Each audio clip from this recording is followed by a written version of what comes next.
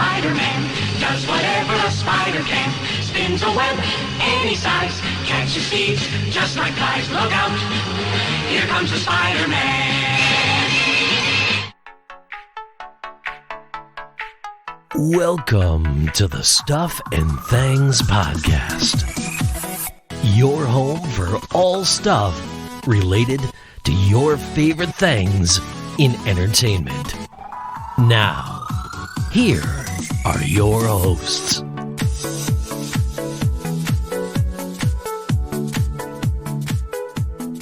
Hello everybody and welcome back to part 2 of our Spider-Man No Way Home. And I nearly said Far From Home. What a start that would have been. That was close. That was so close. Anyone who listened to part 1 will know I'm doing that a lot. Oh, why do they have to put home in every film? But yeah, I am Sam. If you're listening to this and you've not listened to part 1, go and listen to part 1. This is part 2. This is number 2. This is the second part of our breakdown of Spider-Man No Way Home. I am Sam, as I always am, and joining me to discuss the film still, like he did in part 1, it's Stefan. I'm sat here wondering, is there going to be a part 3? Like, there is so much to discuss. The film is 2 hours, 28 minutes. I reckon the podcast could be longer than the film. Oh dear. I am confident. I think we can get there. I think we can wrap it in this show. Mate, I've got at least 10 minutes of hardcore geek outs over one scene. So we'll see. We will see. We will see how we get on. So without any further ado, let's dive straight into it. Picking up where we left off. Peter has just fought Doctor Strange in the mirror dimension. Yes, he's won that battle. He's back. Doctor Strange is kind of trapped there, and we'll come back to that later on. But Peter has made this decision. He's going to try and save these people. He's going to try and help them. That's what they do. Yeah. He can't do that there. No. So he takes all of them back to Happy's place. Now, I can imagine him not being his name for this. Yeah. How have we got this far into this without going to my happy place being a joke ever? Yeah. How did Aunt May not say to him, "Oh, where were you last weekend?" "Oh, I was in my happy place." And all of us in the audience go, Yes, she we know was. what that means. Yeah, she was. How did that not? Tony would have made that joke. And we even missed it in the first podcast. They've broken up. Yeah, Space issues, man. His happy is a bit too intense. Step off the gas a bit, but I mean, don't get me wrong.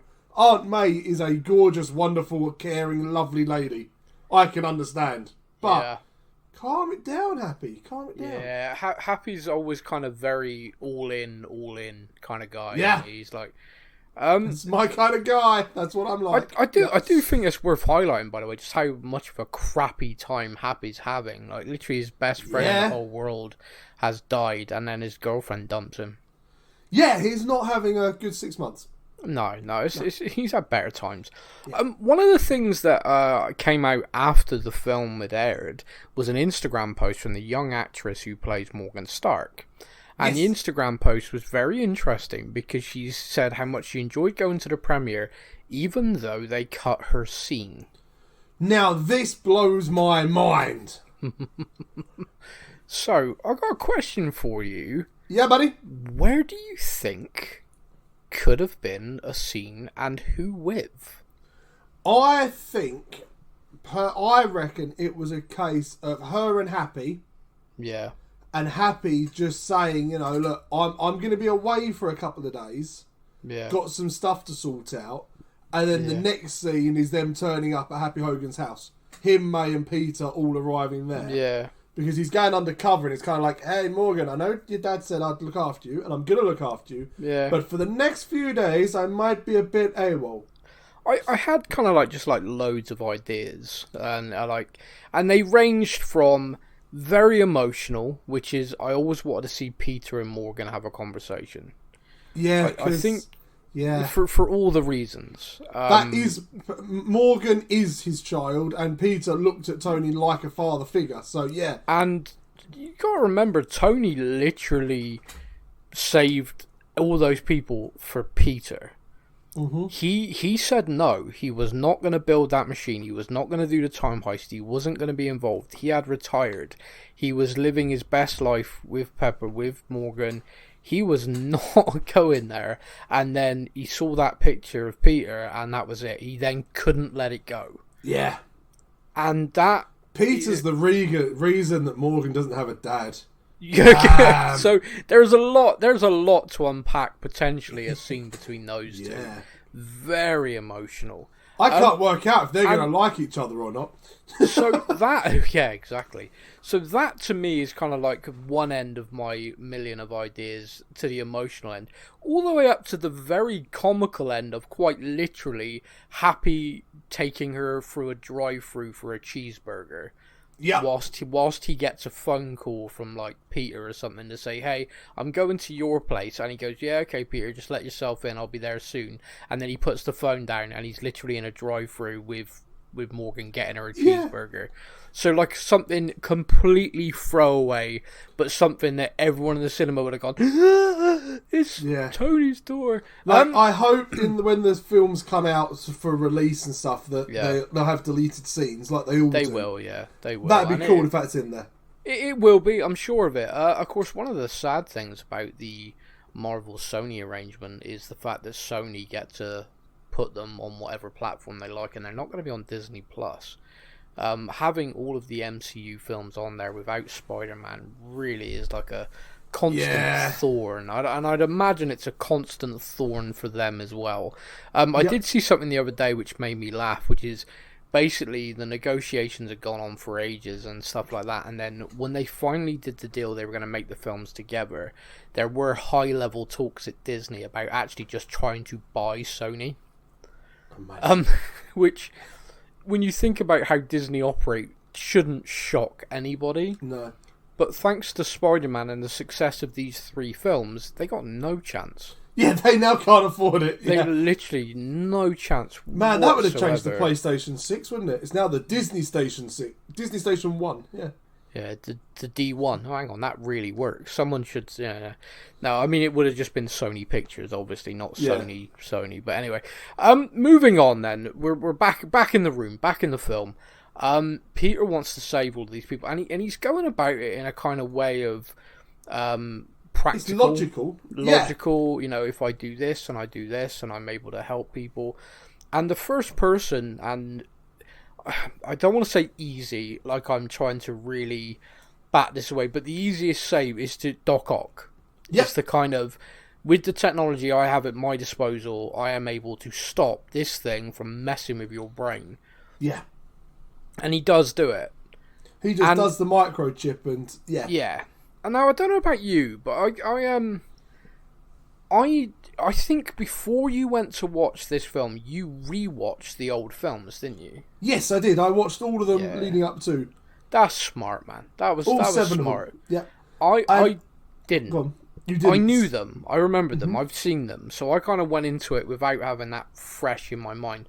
But I seem to remember his character was not really a bad guy. So this was the fun thing that we found out from actually watching the original 5. Yeah.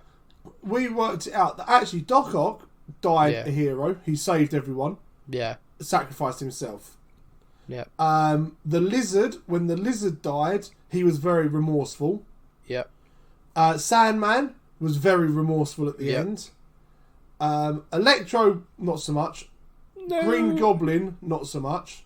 Yeah. But those 3 were all very remorseful. And I remember saying to you, possibly on the podcast before, talking about things coming up, possibly just by message, that I didn't see Doc Ock as a bad guy in this movie. Yeah. Before it came out, I was like, no, it wouldn't work for his character. His character, it was the arms that were bad, not him. Yeah. And at the end of the film, he saved everyone by sacrificing. So if he had been a bad guy in this, for me, I'd have been a bit of it's a cop-out. You've kind of lost his entire arc of the story. Yeah. And amazingly enough in this, as soon as that chip's replaced, he's not even much of a bad guy before. I mean, okay, he beats Peter up because he thinks it's the other Peter, and he wants his son in the palm of his hand again. Yeah. But after that, he doesn't play the role of a villain. No. No. And as soon as they swap the chip over and he becomes Octavius again, I was in the cinema like, yes, I knew it. Yeah.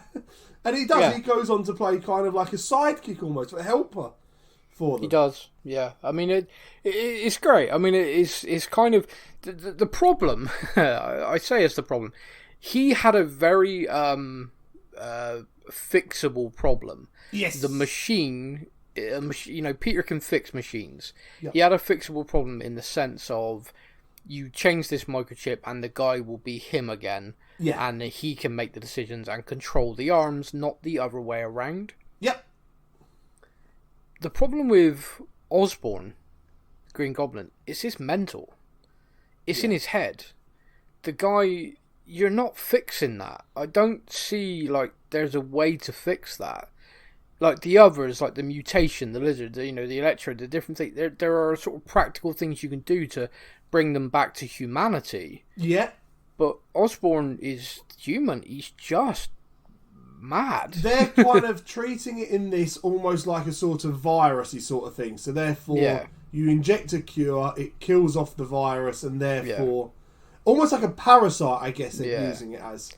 In essence, yeah, you're right. I mean, and that's how they've done it, and that is how it works. But what is interesting is the whole time that Osborn appears to be calm, placid, he is actually still.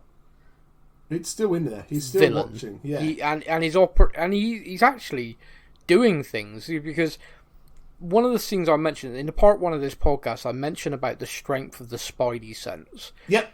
And I mentioned that there is a scene in this film, which we're about to discuss, which just demonstrates it. And it's brilliant.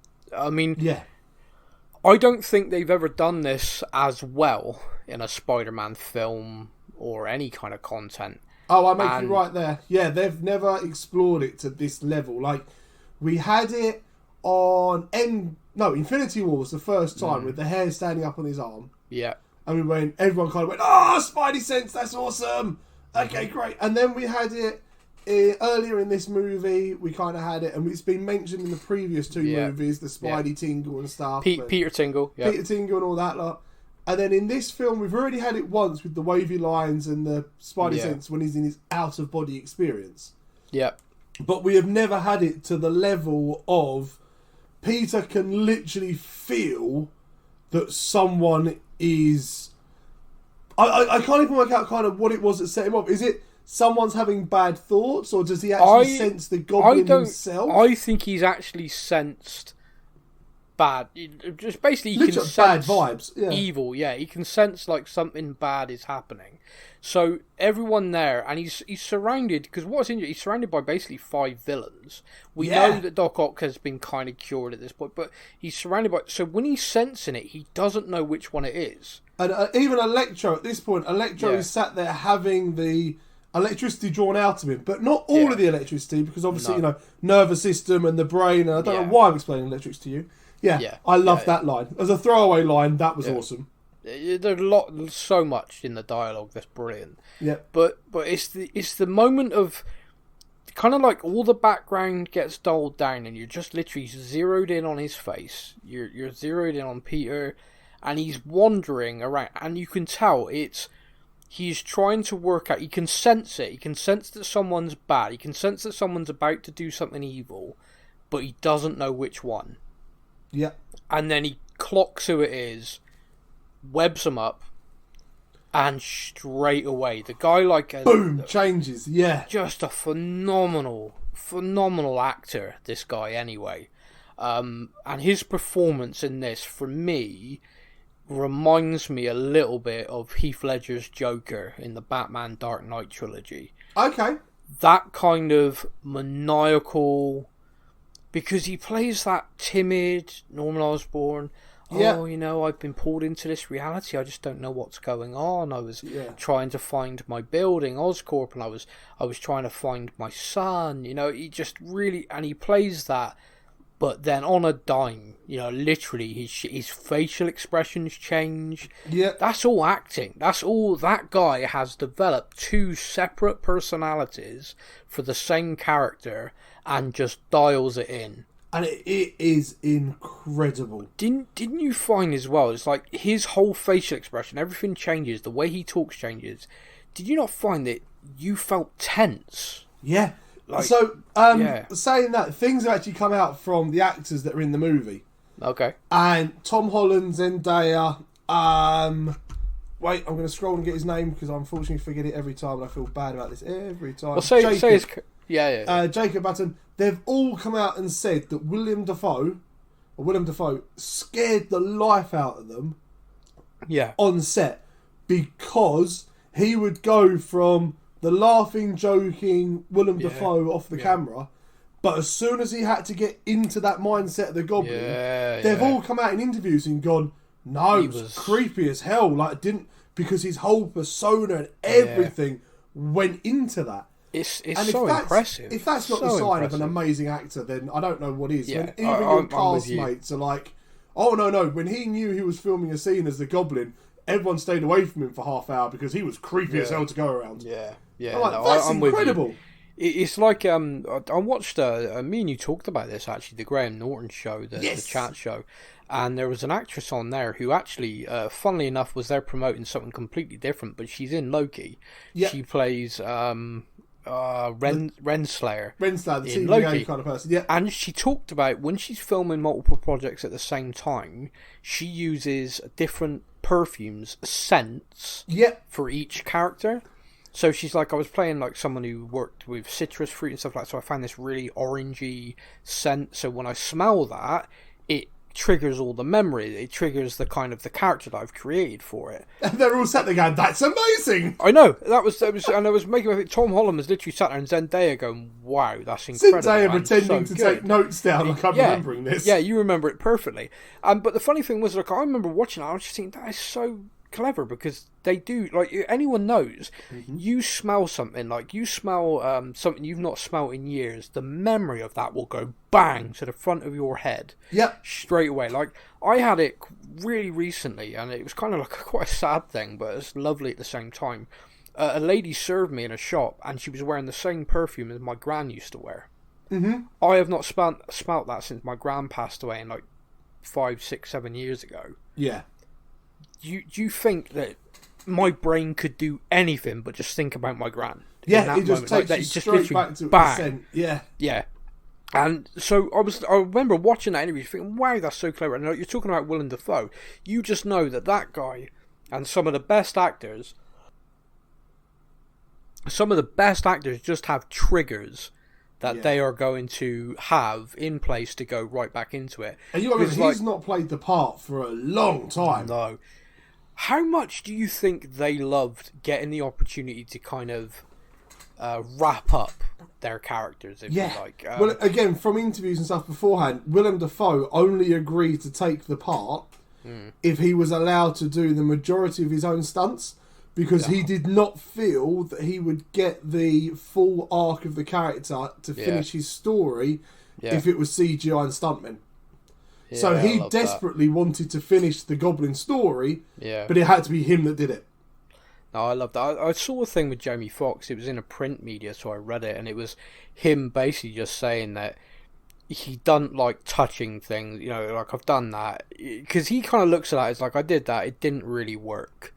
He said, and so I had a conversation, and the conversation basically was, this is what we want to do, this is how we see it working, and we would like your input because you created this character in cinema on how you think this guy would do this. And he said, I was on board straight away.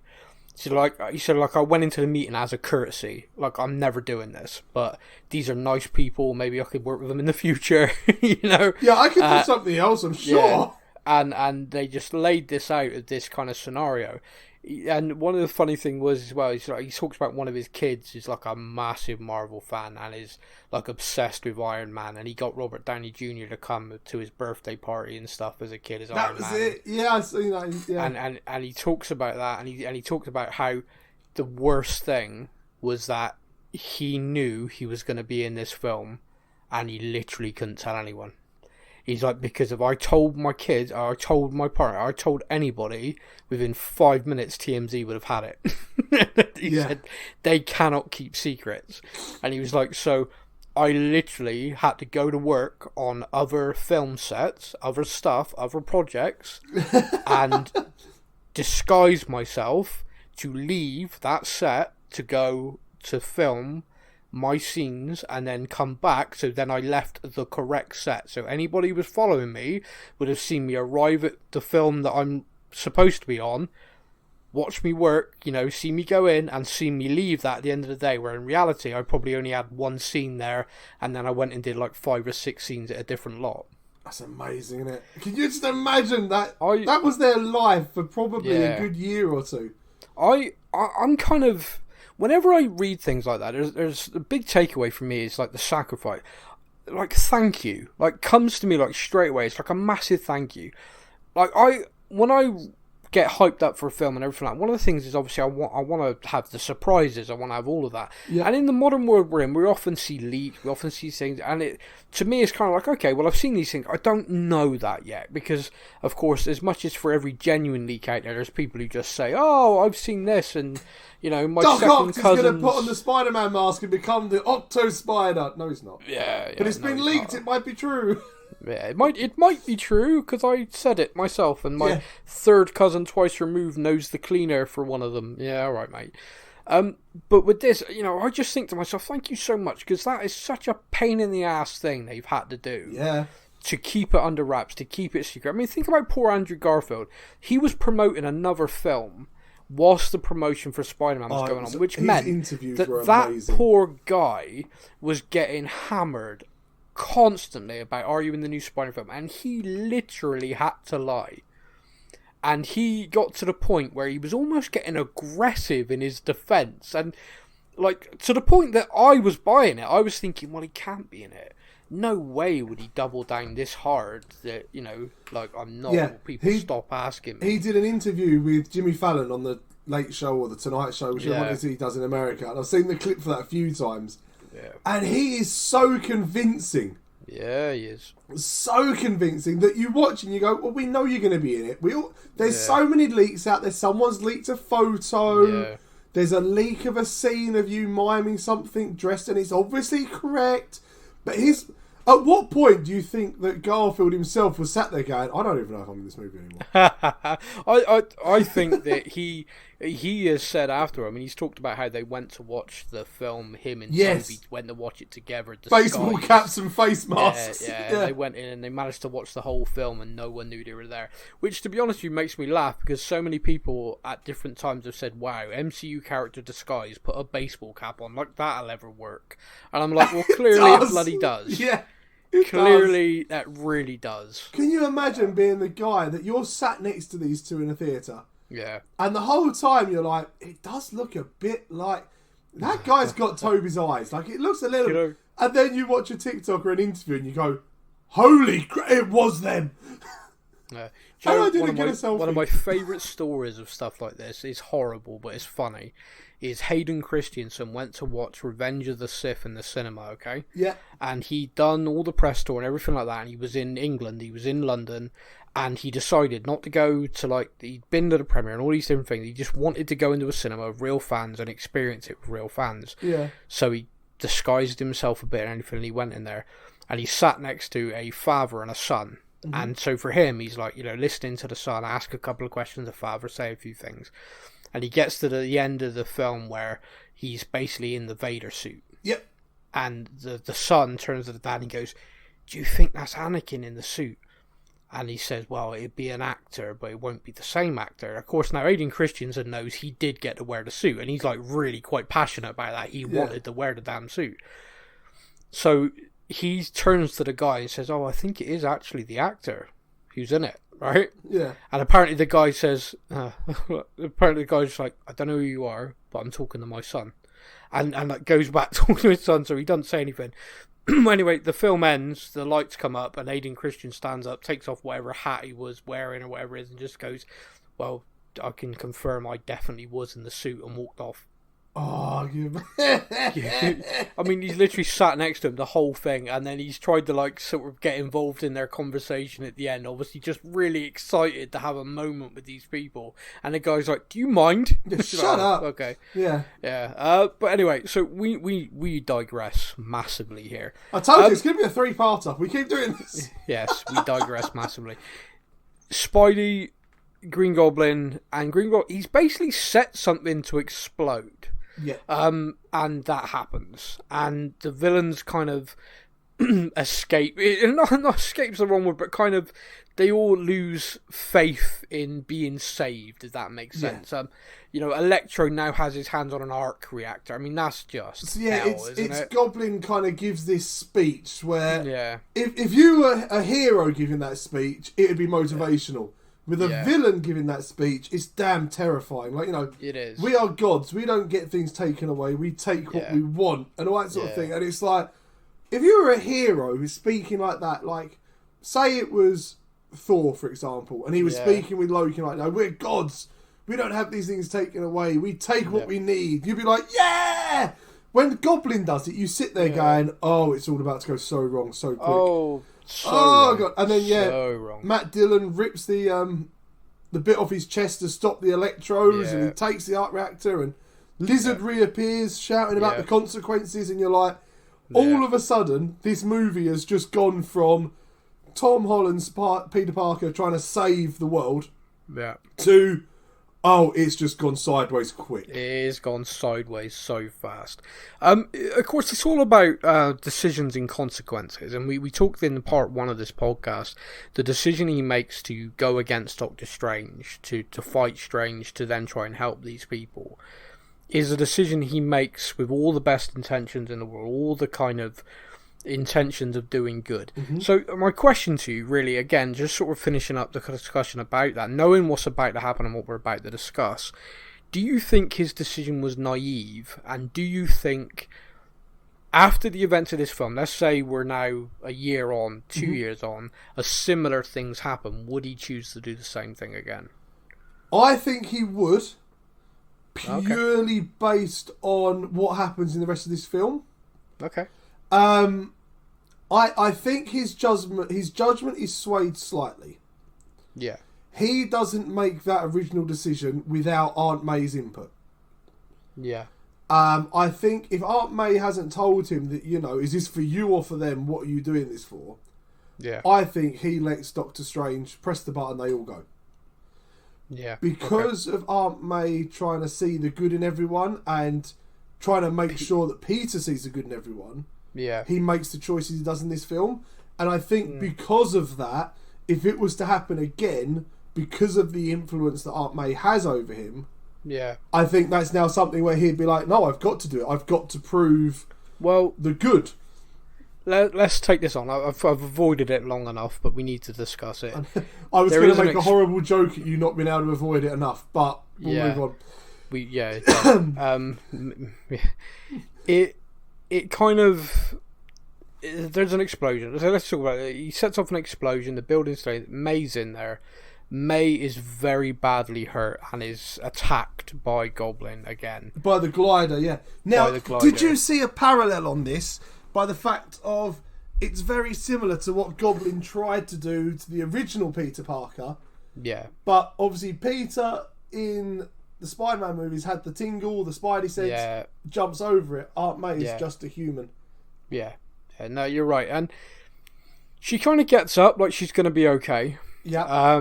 And I was relieved at this point. I was relieved because I was kind of thinking to myself, oh no. Now I can, I can tell you now from in the cinema, seeing this the first time round. Yeah. She gets hit by the glider. Yeah. Now I have been seeing a lot of films in the cinema, and I've been to a lot of midnight releases, especially Marvel films. Yeah. So I know that there's been a few times, Endgame for example, with the portals opening up. Yeah. That was the first time I'd ever been in a cinema and I heard an audience cheer. Yeah. Now, we are both living in England. We both watch a lot of videos of American cinemas. Yeah. And American cinemas, I am desperate one day to see one of these films in an American cinema. Because those people lose their mind. It is amazing. Over in England, we're very stiff upper lip. We don't do that. It's very reserved. Yeah. Sorry. Yeah. What did they cheer? Because it sounds like you're talking about them cheering her getting hit. Right. No. So what happens? She gets hit by the glider. Yes. And there is the whole cinema is like a gasp. Yeah. The whole cinema goes, no! Yeah. And then she stands up. And that got She gets up cheer. and everyone's like, yes! Okay, good. yes! Yeah, no, you kind of get this whole, oh my god, he's hit her, to, yeah, she's alright! And then she drops again and the whole cinema just goes silent. I need to jump in because I want to say to you what happened with me, because I think you'll feel it as well. So she is okay. You can tell she's hurt, and that's fine. You know, you'd expect her to be hurt. If she wasn't hurt at all, you'd be like, wait a minute. As she says, she got knocked on her ass. Yeah. So she's in a bad way, and Peter's sort of helping her through. She delivers a line to Peter, and the minute she says the line, I knew she was dead. Yeah. Like, to the second she finished it, my heart set. Like, when you're watching a film and everything like that, and you're going through the emotion of the film, and you're so invested in it. In this scene, like, it was an action scene. Do you know what I mean? It was kind of action, so you're kind of just into the action. And she delivered the line, you know, with great power. Well, she actually delivered it, you know, absolutely spot on, comic accurate, which they didn't get right. Yeah, she's the first one to give the comic line. Well, do you know the actual comic book accurate line? Because I was about to say it and I was going to get it wrong. I do not, but I have it here. 1 second. I have actually got it saved so that I have it. Give me one memento. Where did I put it? Where did I put it? We'll talk amongst ourselves. You have a gift and you have power, and with great power there must also come great responsibility. Yeah. Whereas Uncle Ben has always said, with great power comes great responsibility. Yeah, well, it's paraphrasing, and that's fine, but it hit me like straight away, like an absolute boulder. Now, whenever I watch things like this, I know that at some point I'm going to watch it with my daughter, because my daughter is a big fan of these films as well. Yeah. But we tend to watch them together later on, you know, with DVD releases and things like that. She loves Aunt May. I think we all do. She loved Tony Stark, and she loved Happy, by the way, as well. She loves Happy. So I have that initial absolute gut punch of this character, and hearing that line, knowing and watching her die with Peter there, followed by the second punch of, I'm going to watch this scene again with my daughter, and I know she's going to cry her eyes out. Yeah, so I did. This was Dusty I cried cinema. 3 times in this movie. I cried. Wow. This is number 1. Okay, all right. Well, no, okay. Well, like, to be fair, make sure you tell me 2 and 3. Yeah, I didn't ugly cry like Tony. When Tony Stark died, that was ugly girl cry. That was like, the mouth was going, the eyes. I was awful for that. Hey, less of the girl comment. Okay, but I was like ugly crying for that one. This one, this was just tears. This was just rolling. I hear you, man. So Aunt May is dead, and it's really blunt. She's gone. Yeah. Peter is a mess, as he would be. He's got literally May's blood on his hands there, and literally, you can say that is literally and potentially figurative. You know, his decision making, and it is his decision. You're right. Aunt May influenced that decision massively, but if he'd done what Doctor Strange wanted, this would not have happened. But if May had run when Peter told him to, Peter told her to run. Yeah, she didn't run. But the parallels between the original films and the Uncle Ben storyline and this storyline are huge, because they are decisions being made that have directly, consequentially led to this massive person in their life dying. Yeah. Now, what is interesting to me is in this MCU version, they've never really talked about Uncle Ben. No. They've never really talked about him dying. No. Now, in the other films and in every other incarnation, that's the origin story. That's it. Uncle Ben. Peter lets a guy go, and that guy goes and kills him. Mm-hmm. Now, if that happened in this one as well, then you are looking at Peter, who has seen his uncle and his aunt die based off of decisions he's made. Yeah, I don't think Uncle Ben was a part of this. No. I think Uncle Ben doesn't even exist in this universe. Okay, so what we're saying is Aunt May is a single lady. She's never been married. All good. Yeah. Okay, all right. Yeah, because otherwise this is so bad. It's really dark. Yeah. Yeah. Okay. Right. We'll move on then. So we then get to the next point, which is Jameson's there.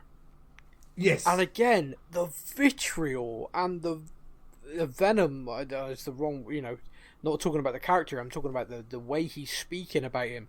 He's blaming him for May's death and all of this destruction and everything. And they open fire on him. Happy's there screaming for him to run. Yeah. I remember I watched this and I just remember like the scene ended. I'm just thinking, how could you mentally recover from that?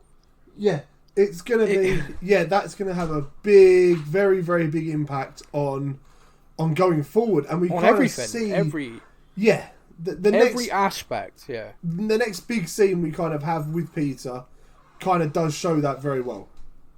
Well, this is the point. So this is why I said it. I said about him. How do you mentally recover from it? I just looked at it. I was like, I don't know how. How does this character not now go very dark? Very quickly. How does this not go... How does this film not now take a nosedive where it's a 12A and suddenly becomes an 18 and he's beating people to a bloody pulp with his bare hands? That's something... ring right. Just that one sentence there. Put a ring around it. We're going to come back to that. Beating people to a bloody pulp with his bare hands. Yeah, we're going to come back to that. Okay, I'll try and remember because I'm useless. Okay. I circle things and then just forget all about it. We got Ned and we got MJ, right? And one of the things that's happened is Ned has picked up the sling ring from Doctor Strange. Yes. Ned's got magic. Yeah, so he jokes originally with Doctor Strange joke that his family, they say we're magic. And then he's sat there at the table. They're very upset because the news has just said, one fatality and everything else. Yep. And he's I just wish we could see Peter. What was that? No. What? Now, the audience cheered at that, I can tell you. So, let me... Yeah, I bet they did. So, he asks to see Spiderman. Yes. First. Yes. Yes. And a ring opens and we see Spider-Man. Spider-Man's there. And Spider-Man comes through, but as he gets closer and comes through the portal, that dude's lanky. That's not Peter Parker. Tom Holland. That's not his. It's not his suit. No. That's not him. And he takes the mask off. It's Andrew Garfield. The cinema loses their mind. and how about you? Did you lose it at this point? I had already said to me and Nat went to see it, and I had already said to her, I said, look, I don't care if we're in England or anywhere. Okay. Yeah. If one of those other Spider-Men show up in this film, I'm losing it. Don't care what anyone else does. And luckily, so did everyone else.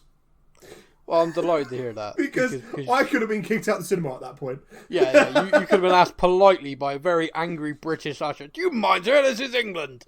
And I'm there going, yes! I'm cheering before he's even come through the portal, because I'm like, I know that's not him. I know who that is. I'm already cheering. I think everyone realised what was going on in that scene. Everyone realised what was about to happen. Yeah. And it just built, and it just kind of like the built. You saw him walking towards it, and you're like, it's gonna be one of the others. It's gonna be one of the others. It's definitely one of the others.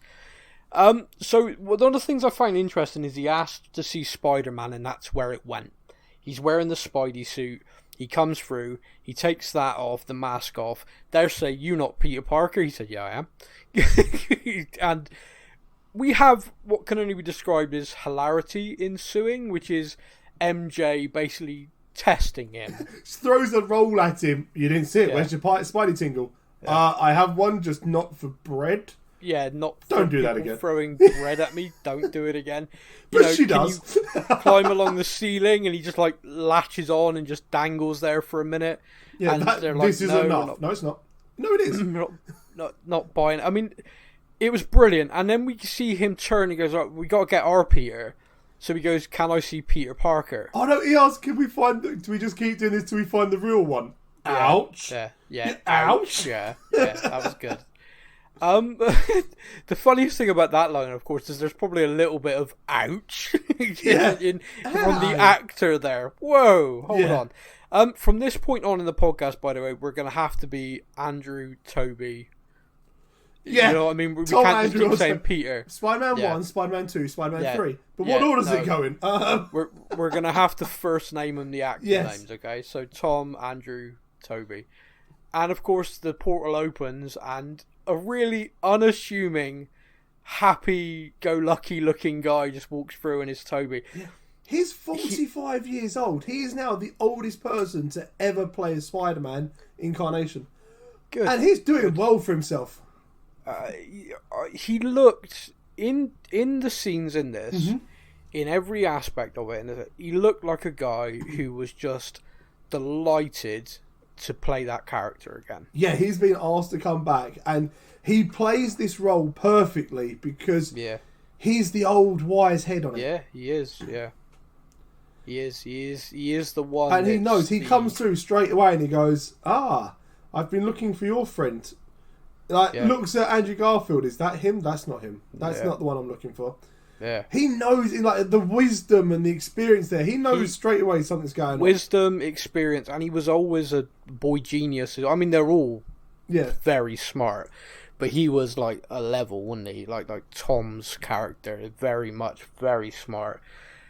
And he comes through, and the thing that I loved about it is a lot of people always said that Tobey Maguire was the better Peter Parker. Before Tom Holland came along, people said, Tobey Maguire was a better Peter Parker, but Andrew Garfield was a better Spider-Man. Yes, I agree. Yes. And it's funny that they then did that with the portals that find me Spider-Man, and it's Andrew Garfield comes through, find me Peter, and it's Toby. That's not done by coincidence. They've done that because that is the reaction. Done that. Yeah. They've done that, and that's fun, and it's great. But we then have the situation where they kind of get together. I mean, we have a very funny scene with, I think it's his aunt, is it? Yeah. Who wants them to get some cobwebs down while they're on the ceiling and stuff. I see, when Toby, that's when Andrews first come through, I'm hanging on the ceiling. Yeah. Do the crawly thing. I don't need to. Yeah. I don't need to do fine. That, Is that enough? Yeah. Yeah. So I mean, that's just so funny, and there was so much funny in that. And after they've shot webs at each other, she's like, "I'm going to bed now, but can you guys clean up the webs you've thrown around my house?" Cheers. Yeah, definitely. So the two of them, Toby and Andrew, they have the conversation. They need to go and find, and obviously MJ thinks she knows where he'll be. Yes. You know, does he have a place? Does he have a place he goes, a quiet place somewhere? And she's like, oh, yeah, I know. They go there, and we finally get to see the three of them together. How were you doing with that? How did you I am smiling literally ear to ear. Yeah. And he looks up, and they kind of like crawl across the building and jump down. And he's like, no, go away. Not doing it, not having it. No, you don't understand what I'm going through. And then, oh man, so controversial, okay? I'm going controversial here. Okay. I genuinely think Andrew Garfield's character steals the show. From this point on, Tom Holland is phenomenal. Yeah. And Ned has a couple of great lines, stuff like that. But I genuinely believe Andrew Garfield's Spider-Man kind of steals the show for the rest of it. Okay, all right. Purely on that redemption arc that he never got to finish. Yeah. So, for his character, this is the Amazing Spider-Man 3, and he gets the whole redemption arc in this film. And I think that, for me, that just blew me away. Like, as a personal thing, it stole the show. When he stood there and they're talking about how you don't understand like what I've gone through, and Tobey Maguire is very much a case of, look, no, this is what happened to me with Uncle Ben, and this happened, and I did this, and I got what I thought I wanted, but it didn't change anything. And then we go to Garfield's character, and he's like, no, I lost my Gwen, the MJ of my world, and his emotion in his character, and you can feel it, man. Yeah, it's kind of interesting because like you said about the Toby character kind of coming through, like this very mature, older, wiser character, been there, seen it, done it all.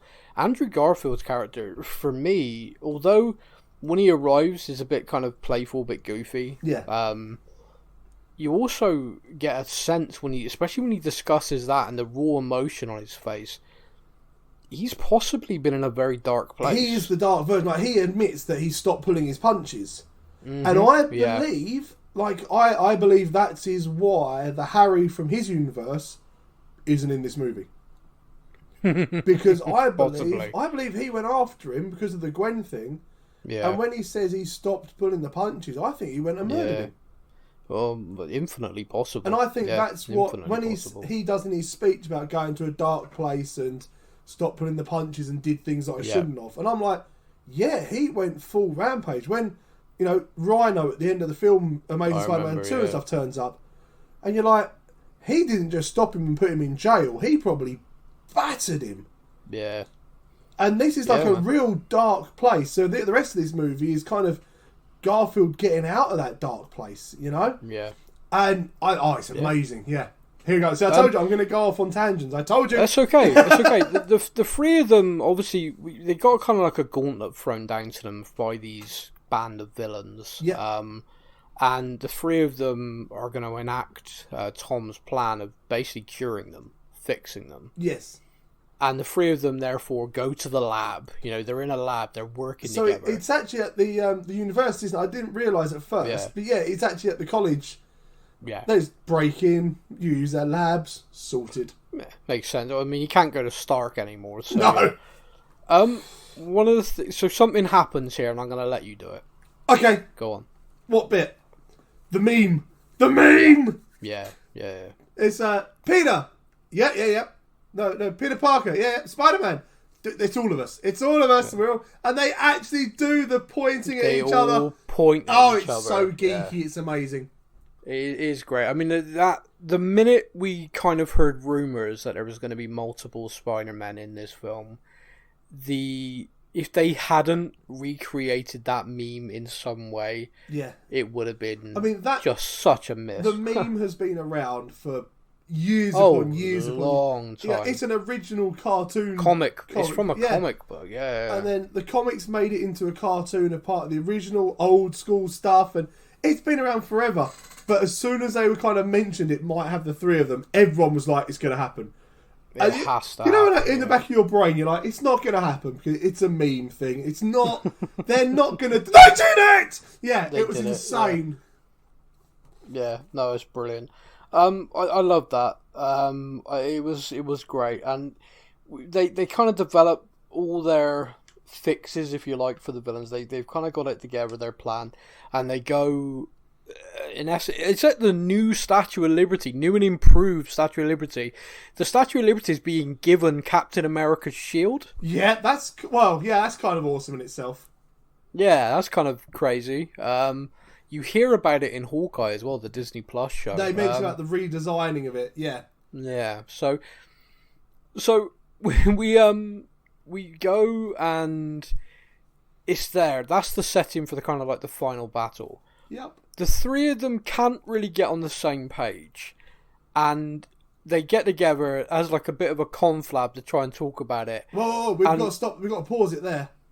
Okay. We've got to go back to the original conversation before the baddies even turn up. Well, the conversation of the guys just talking about their own kind of, number one, the flashback of Tobey Maguire and his bad back. That is brilliant, because it's a flashback to him when he falls because of the web block that he talks about in a minute, and he falls down, lands on the cars, hurts his back. Yeah. That as just a nod was fantastic. That put a big smile on my face. Yeah. Them all talking, obviously, that he's the only one that has it naturally in him. And the other two's brains are just blown at this. Like, how? I have to make it in a factory. I have to make it at home in a lab. How are you two? Does it come out of anywhere else or just your wrists? That was a line that made me like, catch him sneezing. It's amazing. And then they all talk kind of about, you're the amazing Spider-Man. Again, that's just an awesome line. Yeah. You're amazing. No, I needed to hear that. And then Garfield telling them, I love you. Yeah. The little bits like, it's just brilliant. And as you said to me, that line completely ad-libbed. Like, that was just done on the spot. Yeah. Yeah, he ad-libbed that on the spot, the I love you line. And the reaction of the other two now just is even funnier. Even better, because it's the natural reaction of, oh, thanks, okay, yep. Yeah, natural reaction of, you're kind of cool too. Yeah, cheers, mate. Okay, off you go. Yeah. But like I said, they have this kind of get together, and we have this, what I think is one of the better lines from Tom in this, which is, I don't want to brag, but I was in the Avengers. Yeah, I don't want to brag, but I'm gonna. I was in the Avengers. Is that a band?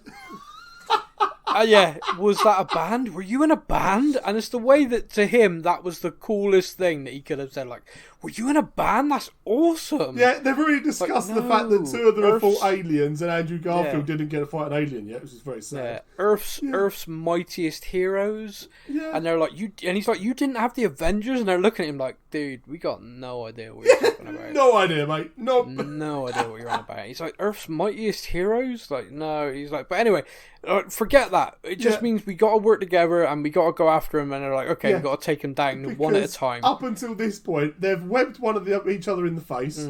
Another one has swung straight through someone else's line and made them fall. It's like, it's very, like I said, it's chaos. They've it's a chaosy comedy, but at the same time, you make you think that actually, Toby and Andrew never worked with anyone else. It's just them. So it's trying to spray a web and accidentally hit one in the face because they've swung past and stuff. It's what would have happened because because they're all trying to. They're just doing what they normally do.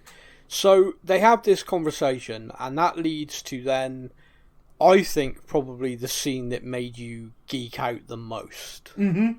Am I close? Them running off the end of the scaffolding, swinging to the fact that all three of them swing at the same time into a ball in the middle and just catapult off each other's. Ah! Yeah. So the three Spider-Men. To be honest with you, visually, cinematically, it's just a beautiful scene. They all land in their own pose on the... it's amazing.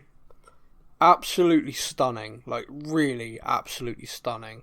And then they take them down one by one. And they do it. They are kicking ass. They are taking names. It's the sensible way of doing it, yeah. It is the right way of doing it. And, of course, we have Ned and MJ, and we have an issue, and this is the scene you're talking about, Andrew's Spider-Man. So MJ basically gets knocked and is falling to her death. Yep. Peter, see, I did it. Peter 1, Peter 2. Tom is going to try and get to her, and probably would. Yep. And is taken out by Goblin to stop her. So again, this is like mirroring so badly. And then I've watched a few audience reaction videos to this, of like filmed in the cinema. Yeah. Andrew then makes the jump, and you can almost hear a pin. Like, I know cinemas are silent, but I'm talking audible people holding their breath. Mm-hmm. And he gets her, and they land, and he saved her. And we're talking about this guy's acting ability. He looks like he is just broken. Like, he's like, this his is my face is crying scene number 2. Yeah. Okay. Okay. Is that not like a couple of tears of joy though? A little bit of joy for him? I think so. There were definite tears left my eyes. Yeah. After I've done the whole and I wasn't there wasn't the whole cinema, but there was a few of us that definitely cheered when he catch her. And then he goes, "Are you okay?" And she goes, "Yeah." Looks at his face, "Are you okay?" And at that point, I lost it again. I was like, at that point, I really wanted him to just go, "No." Yeah. Just like, absolutely not. I'm not okay. When you, again, like I said to you earlier on about the actors and the sacrifice, and I see something like that, and I just think, thank you. Yeah. When I saw that scene, and I saw him land, and I saw the emotion there, it wasn't thank you. I just, all I can think about is the people who have written this, the people who have sat there and come up with this. Yeah. You're heroes. You know, you are absolute, to the community and to the fans of this and the fans of this genre and the fans of all of these films. So the fans of Spider-Man, and they've watched them all, whether they like them all or not, whether they liked everything about each one, they're fans of this. You've just given them a massive group hug in a scene. Does that make sense? Yeah. Like a therapy session almost. It just finished something that got started a long time ago, and it was so needed for everyone involved, and it was perfect. You know, I keep talking about things in this film and going, you couldn't have done that any better, and that whole aspect of that, what happened, was just great. And that was Andrew Garfield's entire redemption arc. Yeah. Done. It was brilliant. It was absolutely brilliant. What it leads into, obviously, is Green Goblin is taking Tom out to try and save her. Yeah. Tom's how would you put his mental state right now? Would you, on a scale of 1 to 10, 10 being the most angry a person can ever be, I've got him dialed to 11. He's Hulk smashing at this point. Yeah. Yeah. So he is ready to kill him. He uses a pumpkin bomb on the glider. Yeah. Which is awesome. He does. That was cool. And then, they land on the shield. Yeah. And Goblin uses the line again. Poor Peter wasn't strong enough too weak to send me home to die. And his response, no, I wanted to kill you myself. It's like, okay, we're going to the dark place. Okay. That was it. Now, I've been kind of waiting for this. And when we had him meeting up with the others, and it's kind of like a couple of scenes that were lighter, a couple of scenes that was a little bit of comic relief, and I kind of thought to myself, okay, they've managed to show that the other Spider-Men have had the impact on him. He's not going to go to that dark place. Yeah, no. When he delivered that line, I got to admit, part of me was just like, yes. Yeah. Because that is realistic. I mean, you cannot imagine anybody not being in front of someone, and because there's no remorse, he's mocking him for he's killed his Aunt May, and he's mocking him over it. And I thought I don't know. I didn't think he was going to kill him. I did think that he would stop short. I didn't see that Toby would stop him, which he does. Yeah. And then when Toby gets stabbed through the back, I was thinking, oh my god, they're killing Toby. They've actually killed a Spider-Man. What the hell? Yeah. What did you think? So Toby jumps in front and stops him. And again, little nerdy bit, it's the same sort of facial expression from Toby as when he's trying to stop the train in his film. It's the proper, like, this is the struggle. Gets Tom to put it down. It's kind of like, okay, he's teaching the Tom character, this is not what we do. You know, Garfield has already kind of nodded at Toby to get in there and stop it. Because we need to not let this Peter Parker become the darkness. Yeah. And then he gets stabbed in the back, and I'm like, I don't believe they're doing that. You can't bring back Spider-Man to kill Spider-Man. No! To me, it was like, what happens then? Because the guy who's trying to tell, he's just killed May. Yeah. He's done all this damage. He's taunted Peter. Tom at this precise moment. He's ready to kill. Probably thinks MJ's just died as well. Yeah. Do you know what I mean? He's not and then the guy who stops him from murdering him, the guy who's there, then gets murdered in front of him. Yeah. I'm like, there's no way this doesn't end with Green Goblin's brains all over the place. And like I say to you, sometimes in a moment, my brain just runs away with this. Yeah. And I'm like, oh no, what if he snaps and kills him, and that's filmed on a drone, and that then is shown everywhere around the world, and it proves that he is a murderer. See, I was similar to your thought process, slightly different. Because we've seen Ned and MJ have reunited, and they are looking down. We see Ned and MJ looking down at Peter punching Goblin, and we've seen this one. And my thought process was, he's going to completely alienate himself from those that he's trying to save. Yeah, because he's going to go too far, and then MJ and Ned are never going to forgive him for it. Yeah. And I thought that's going to go down a dark path for him, because he's going to lose everyone because of this guy, but because of his actions. And wow, I hear you. Yeah, no. I mean, it's like so many thoughts can go through your mind in that instance. Delighted to say Toby's okay. Garfield in the end, throws the cure at him, and a hell of a throw, hell of a catch, and bang, straight in, there's the cure. Now, this leads into something that I actually really, really liked about the Green Goblin character. Okay. The whole amnesia thing. Yeah. Of when the Goblin's in control. Because with the Hulk, for example, Banner knows what's going on. Yeah, when the Hulk's in control, Banner knows what's going on and things like that. We've seen this sort of thing before. But to have this of a case of he's just there, and again, the whole persona of the character is back to what have I done? Kind of mild-mannered. Yeah, he's looking around. Weaker. He's just looking around going, oh my God, what have I done? Yeah, just what totally confused, yeah. And in that moment, I think that is the moment that saves his life completely. I agree. Because he comes back, and that's where Tom's character kind of stops completely, because he's like... His character sees that and is immediately realising that fixing him was the right thing to do. Yeah. And that enables him to continue down that same path, because if that hadn't have happened and he'd murdered him, then you'd never have been able to get that back. Yeah. You'd never have been able to undo it.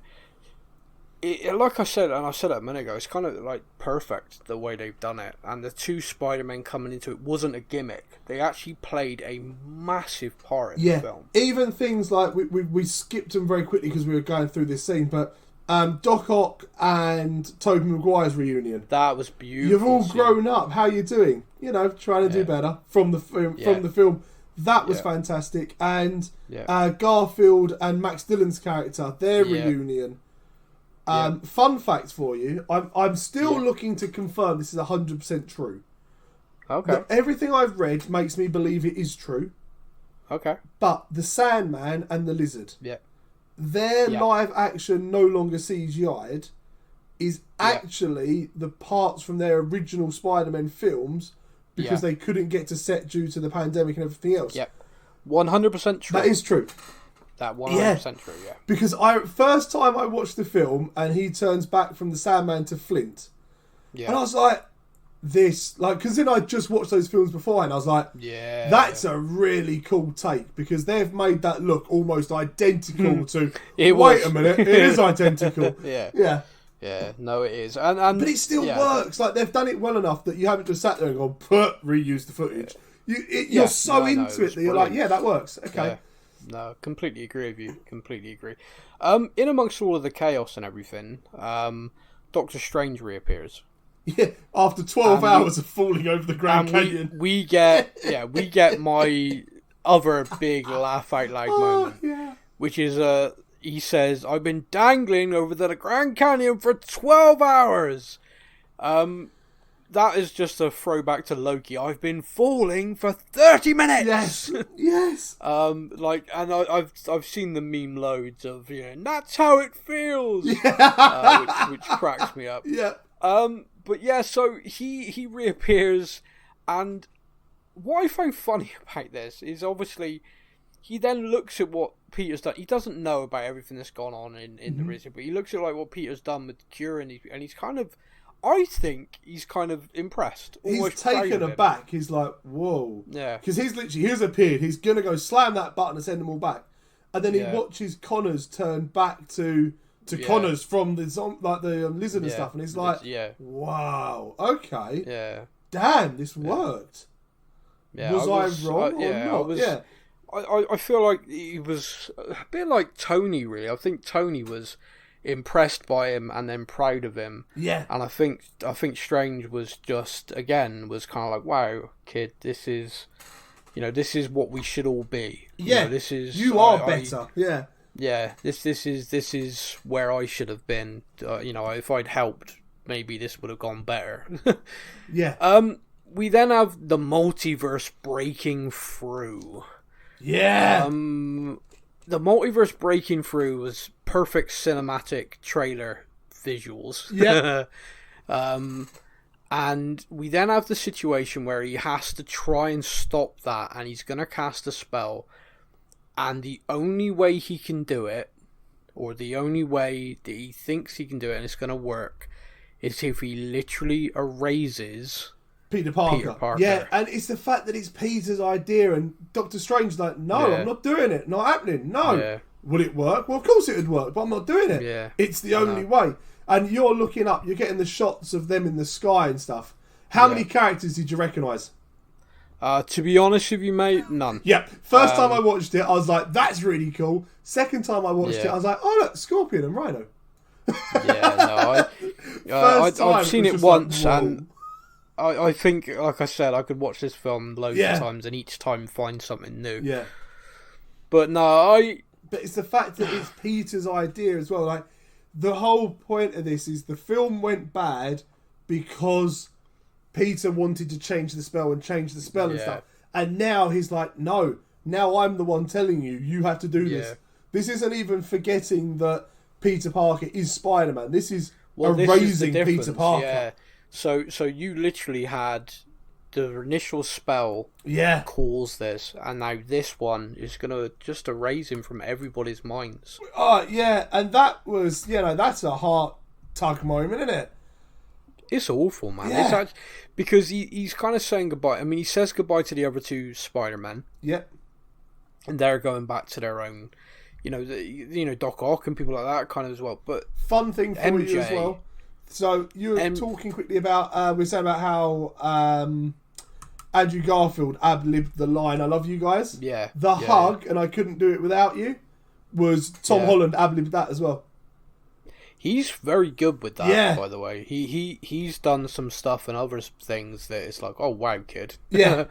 Remember Robert Downey Jr. talking about when he was getting dusted? That's it. I don't want to go. That was the line. Yeah, and he ad-libbed, "I don't want to go." And apparently when they shouted cut, Downey Jr. went, "Damn!" Don't give me a heads up, kid. Jeez, I nearly broke. Yeah.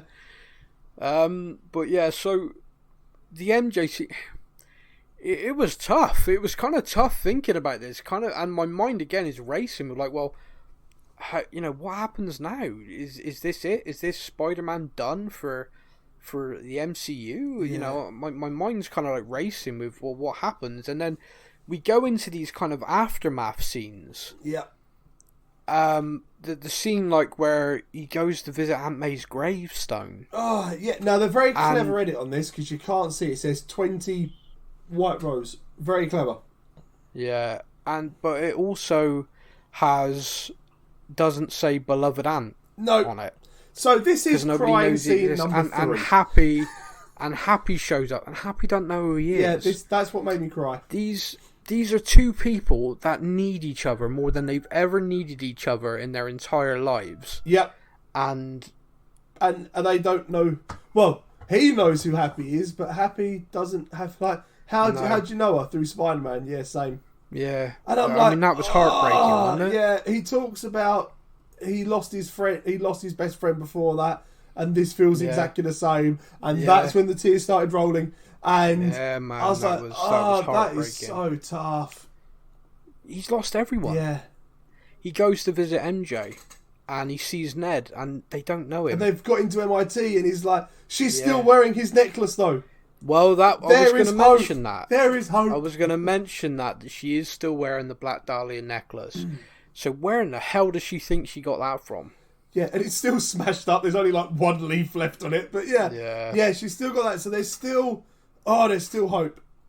I don't know, but regardless, it just the end of the film kind of ends on a nice, happy him swinging in a suit he's made himself, because of course he can't access Stark Tech or anything anymore. And he's now made it to look almost identical to the two other Spider-Men, which is a real nice homage to them. Yeah, and he swings through New York with the Christmas tree. Now, question for you. Yeah. So, in the first Spider-Man and the Amazing Spider-Man #1, both of those films are that Peter Parker's origin story. And when that film ends, Peter Parker is Spider-Man and he's lost the role model and this is his time to shine. Do you believe that actually this third film in the trilogy, this was the same as the first movie for them two? He's now had that transformation and he has now become the hero. In essence, if you are asking me if this trilogy of films is simply the origin story, I'm going to say yes. Yeah. I do believe it is. I believe it is. And based on what has been released as the plan, it would appear that they are planning a new trilogy. So this trilogy will literally be the origin, and the next trilogy of films will be the next phase, the next parts of his life. Yep. And then the article that I read says that they will then have a gap before doing a final trilogy with Tom. So it would be 9 films in total, with the final trilogy, him playing the character much older, you know, and trying to... So basically, there's different versions of the comic books. Yep. And there is obviously a school, a high school, a college, and there is an adult version of all the different things. Yeah. And they want Tom to play him through these different eras. It's going to be amazing if it happens. Oh, it's going to be amazing. Happens. Always a big if, but that is the current plan. And the film ends, it's amazing. And we do have after credit scenes. I want to know how they can leave a film on such a heartstring note of his two best friends don't remember who he is. No. And then we go from that absolute like depression, like, oh my God, what's he going to do? To him, a joyful swinging through the air as the Spider-Man. 2, 3, it's a magic number. And everyone's bopping. And I'm like, what? I my emotions, they can't handle. It's just such a well-made film. Yeah. It really is a well-made film. Everything, every aspect has to work. After credits then, we got the Doctor Strange 2 teaser trailer, initial trailer. I thought that was a little bit of a letdown for an after credit scene, personally. I thought that was just a trailer, but never mind. Oh, the Doctor Strange at the very end. Yeah. Yeah. That, for me, that was strange. No, nice. It was really odd, because I'm used to end credit scenes being end credit, and don't get me wrong, I thought it was really, really cool that they had, you know, I was one of the first people to see the new trailer because I saw the first show. That was really cool. But 4 days later, the trailer was released on YouTube, and I'm like, it's not an after credit. It's not the Venom one. But the mid credit scene, is Venom, and it is Tom Hardy's Venom sat in a bar. So basically, he's been sucked through to this universe because Venom, the symbiote, knows who Peter Parker is, because they have hive memory across all universes. Yep. Which basically means that Venom recognised why he licked the TV, like, oh, I know that guy. But rather than going to New York, they just got drunk in a bar. This I love now, and it's just there. We are drunk, Eddie! At the bar. So tell me again. Wait a minute. So there's a guy in a suit that flew around, and a big angry guy, the Hulk. And you thought the Lethal Protector was a bad name.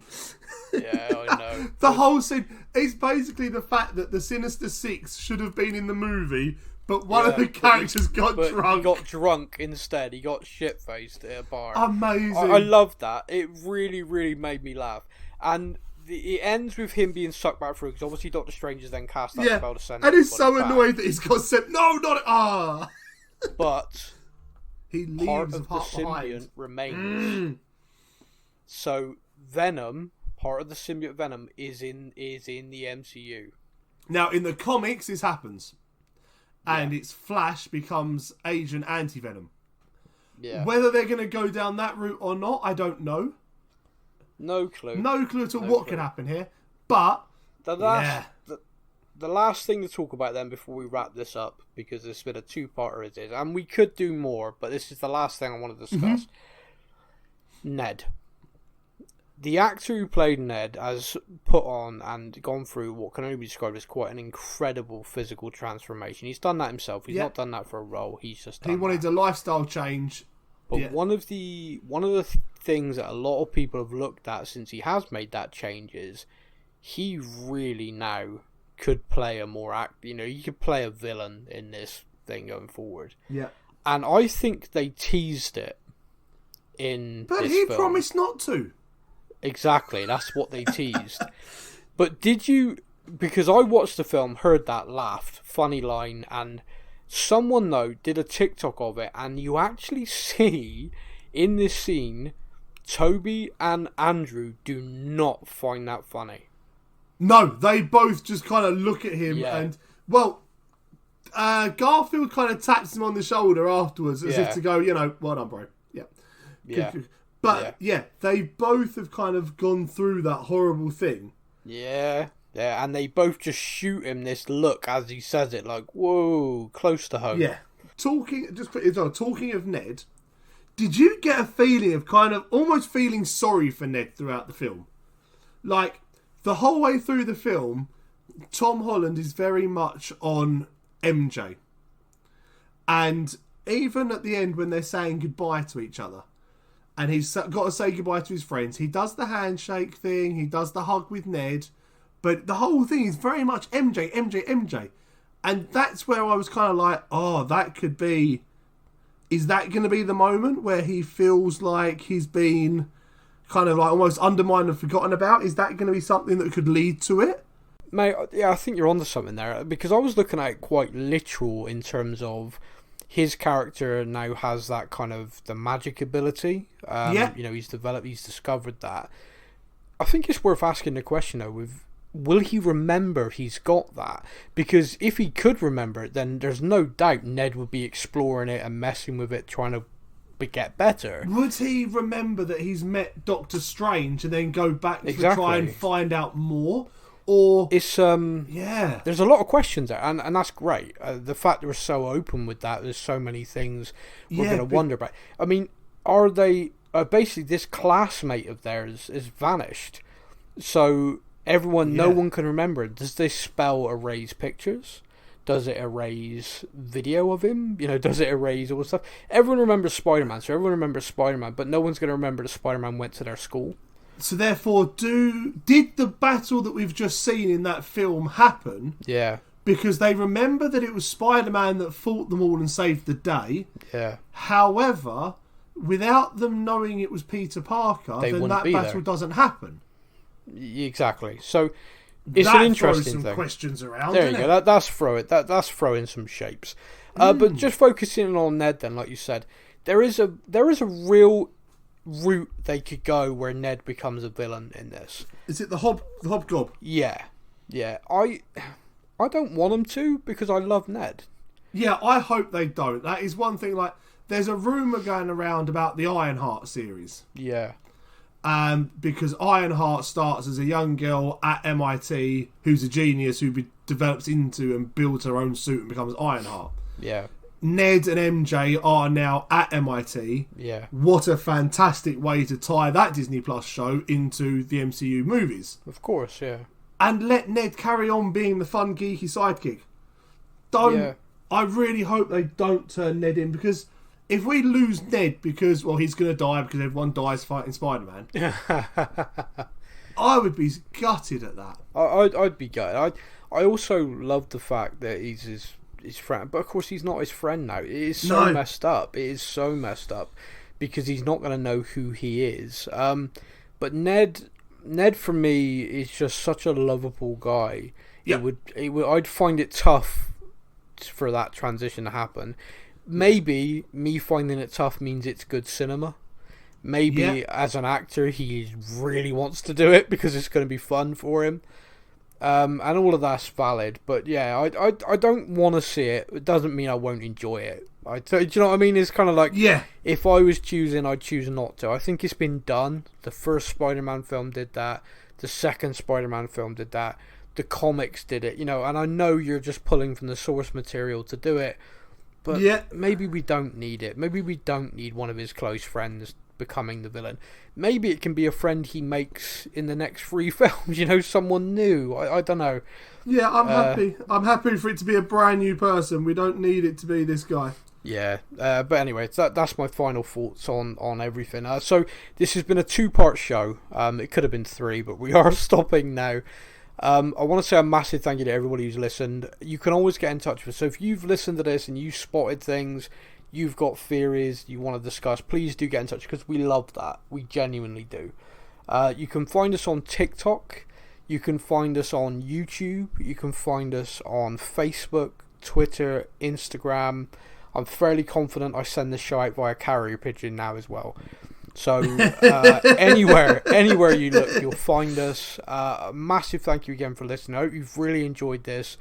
We'll be back really soon with more Marvel content. Our next Marvel show will be all about the movie The Eternals, which I know came out before this one, but this one kind of really needed our attention.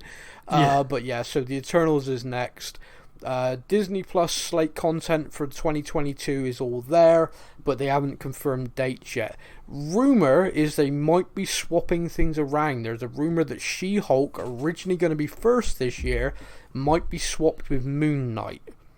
Ooh. Not sure why, but that is a rumour circulating quite heavily at the moment. We will keep an eye out for that. If you're into the Star Wars universe, you can catch our shows about Boba Fett every week as we walk our way through Boba Fett Season 1. And also, obviously, if you're a fan of The Walking Dead and other shows like that, keep an eye on our social media. Check the website. You can find a full catalogue of everything we talk about here on the show. Also, by all means, get in touch with us if there's another show that you like and you want us to take a look, because we're always keen to do that as well. Oh, yes. Anyway, big thank you. Massive fun, as always, talking about Marvel stuff with you, my friend. Everybody, take care. And with great power comes great responsibility. To keep listening to the Stuff and Things podcast. Thank you for listening to the Stuff and Things podcast. We hope you enjoyed the show. You can find us on Facebook or online.